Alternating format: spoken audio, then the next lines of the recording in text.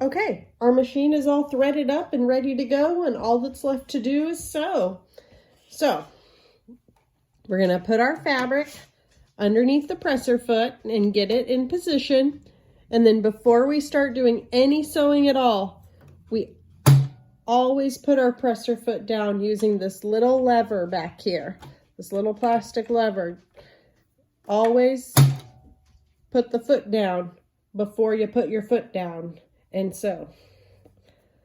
We could change our stitch according to this guide. Right now we're just on a normal straight stitch over to the left side.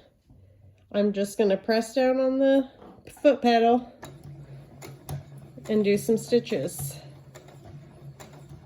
If I want to sew a little faster, I can move it to fast.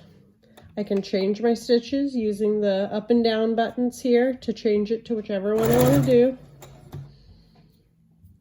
All works really nicely. You'll notice when we stop, the needle is down.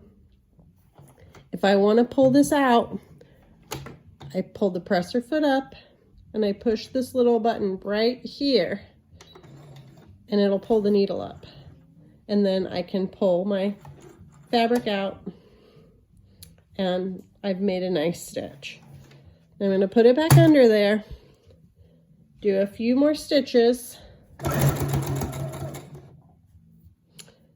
and then this button here is going to reverse it. If I hold it down,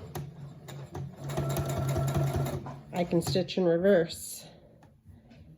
And then once again, if I'm done, I'm just going to push that button, pull my needle up, pull my presser foot up, and I'm all done.